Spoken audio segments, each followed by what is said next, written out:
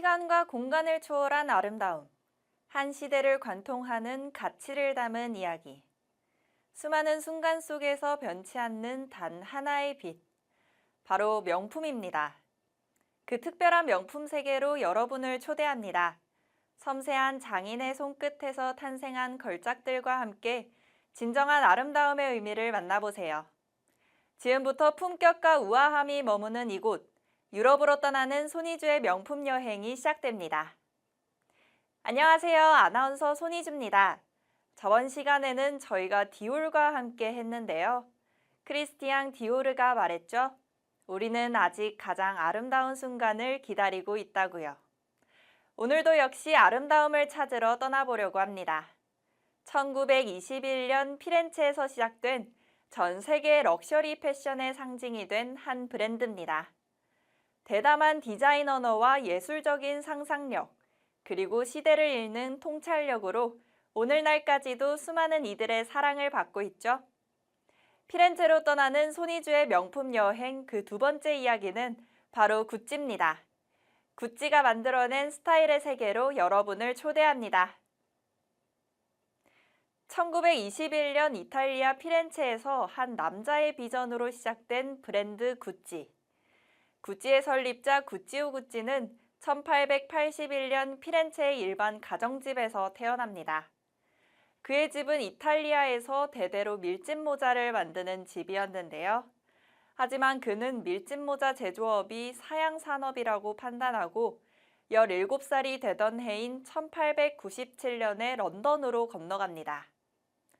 전 세계 상류층이 모이는 런던의 고급 숙박시설인 사보이 호텔의 벨보이로 일하게 됩니다. 호텔 벨보이는 호텔 투숙객이 오면 그들의 짐을 방까지 가져다 주는 일을 하는데요. 중요한 업무는 아니었지만 일하면서 상류층 고객들의 세련된 취향과 고급스러운 라이프 스타일을 관찰할 수 있었습니다. 이 시기에 그는 영국 귀족들의 고급 여행용 가방과 승마 장비 등 가죽 제품의 매력에 빠지게 되는데요.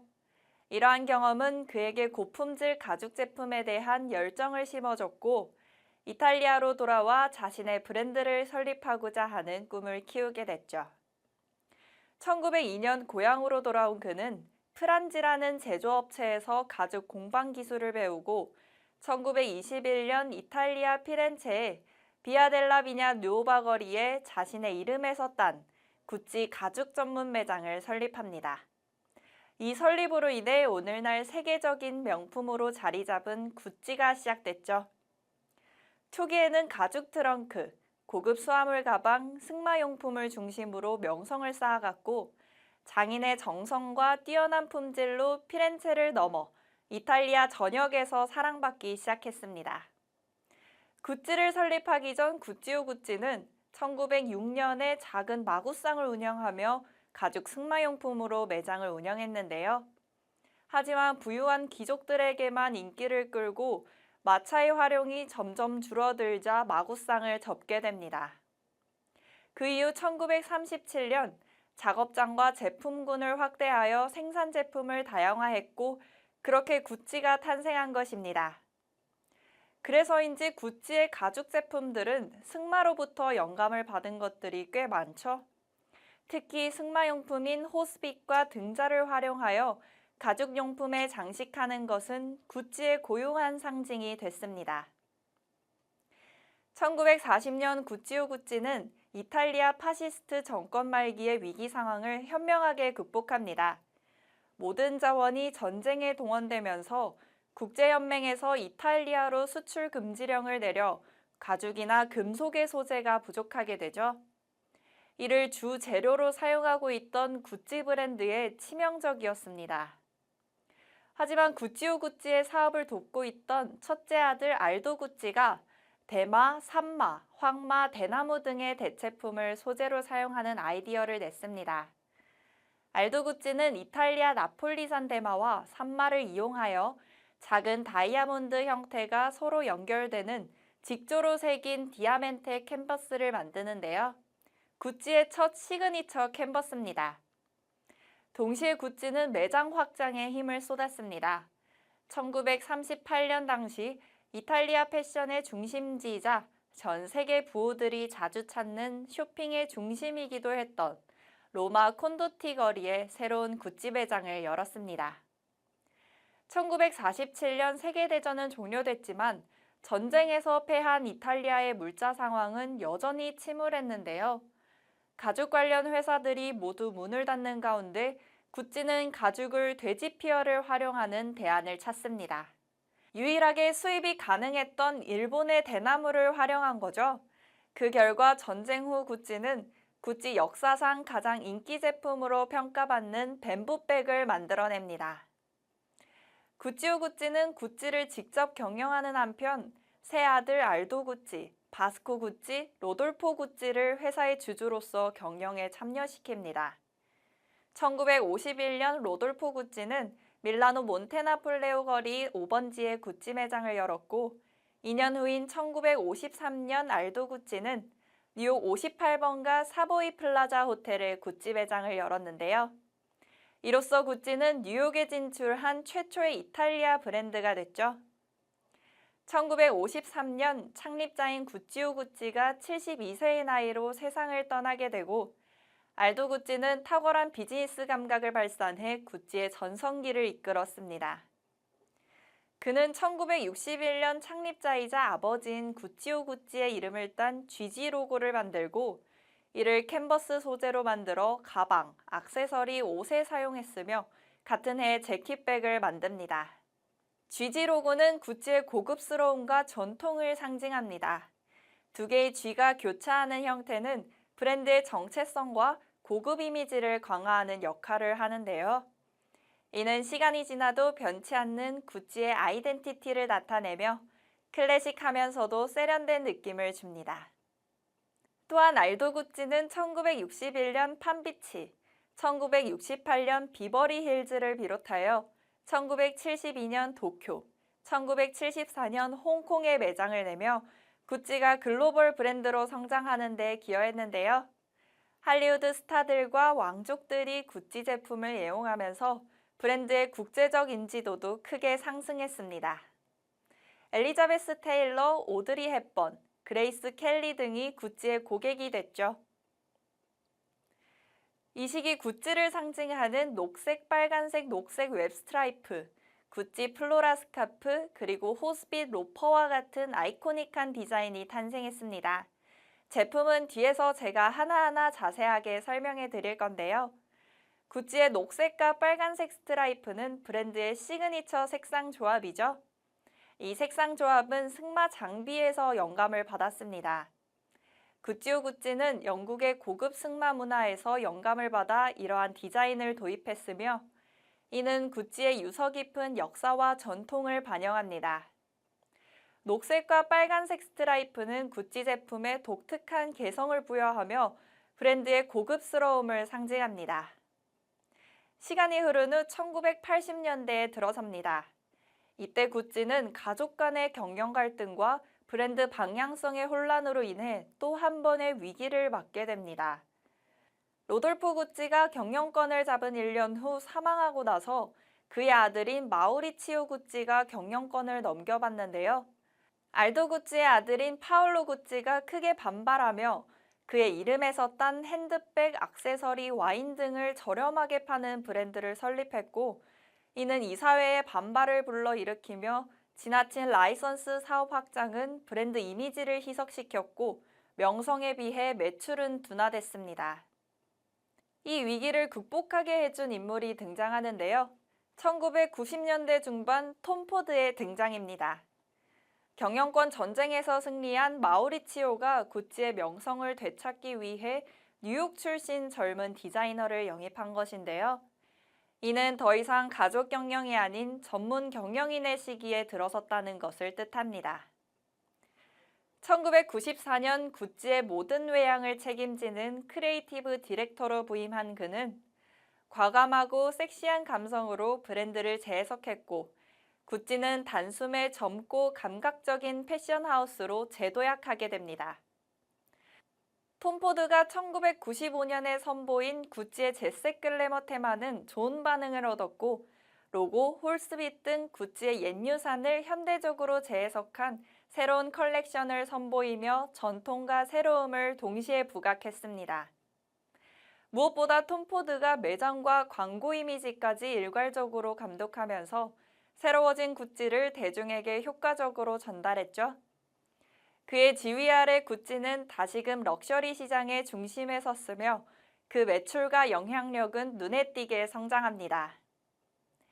2004년 톰 포드와 CEO 자리에 있던 도메니코 데솔레가 재계약에 대한 이견을 좁히지 못하고 구찌를 떠나는데요. 그 이후 구찌는 3인 디자이너 체제가 시작됐습니다.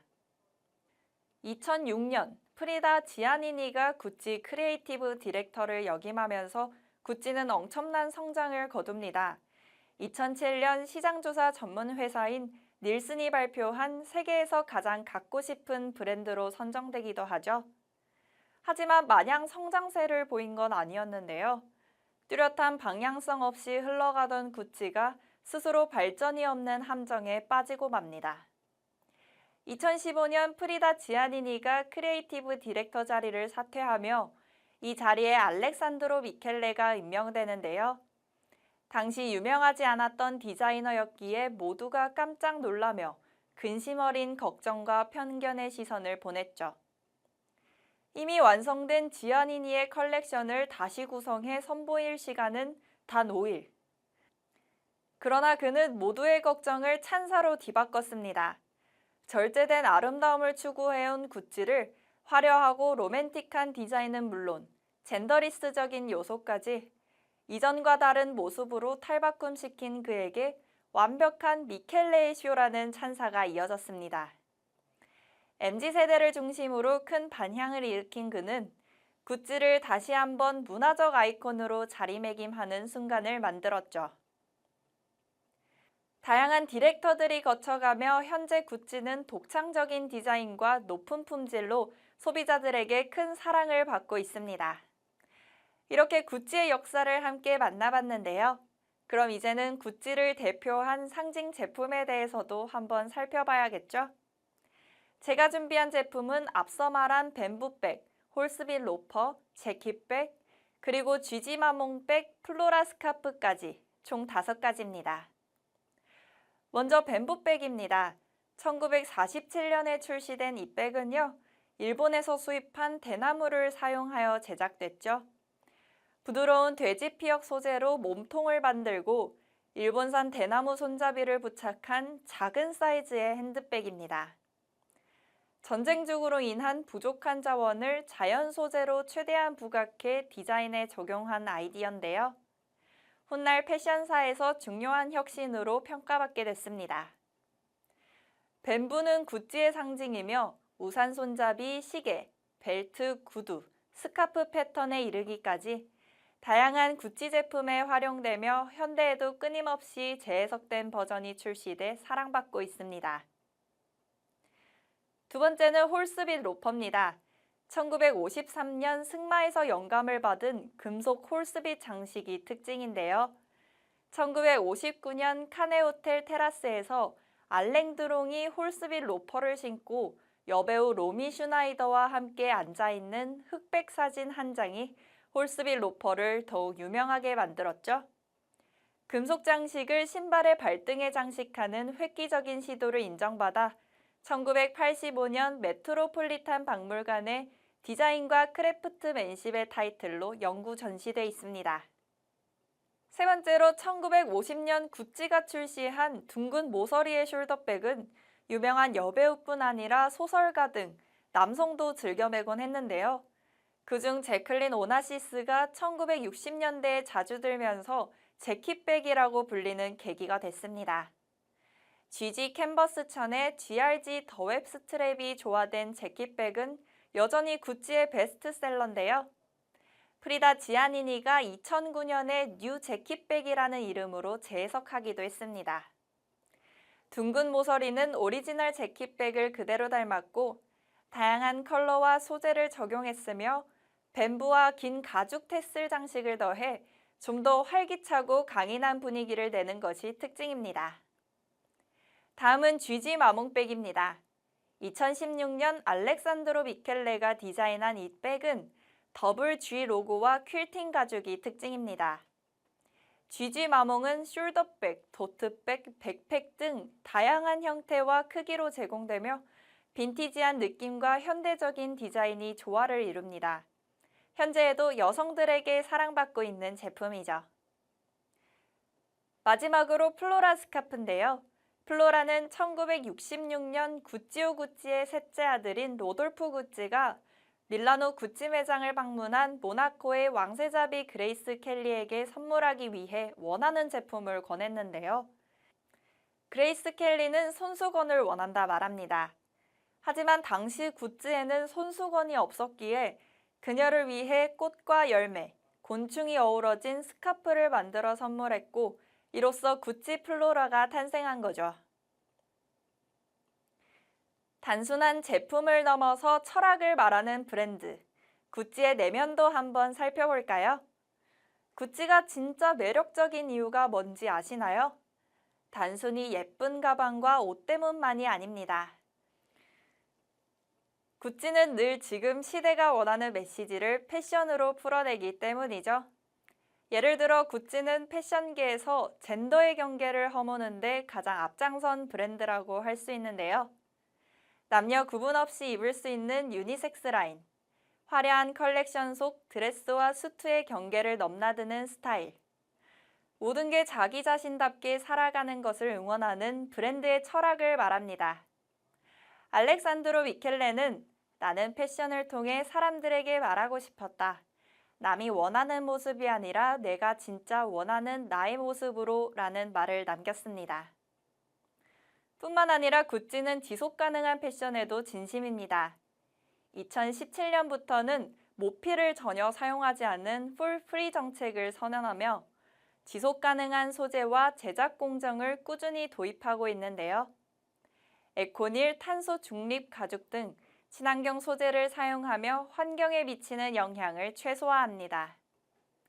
그리고 2020년 구찌는 런웨이 컬렉션을 줄이고 시즌 개념에서 벗어난 새로운 발표 방식을 제안했죠.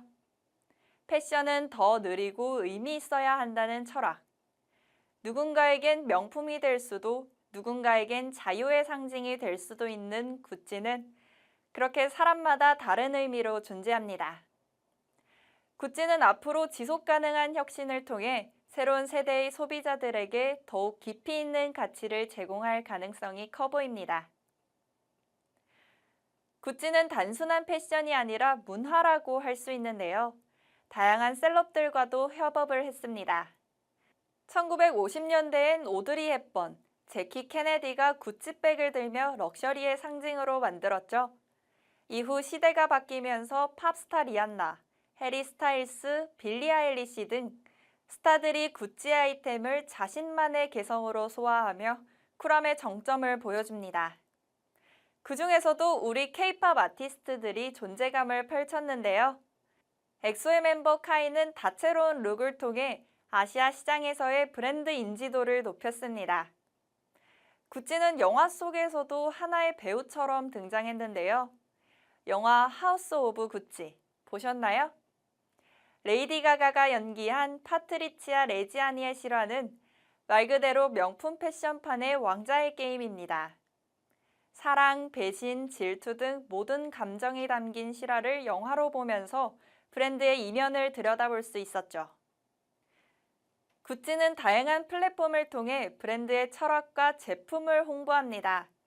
틱톡, 인스타그램 등 SNS에서 밈으로 자주 회자되곤 하는데요.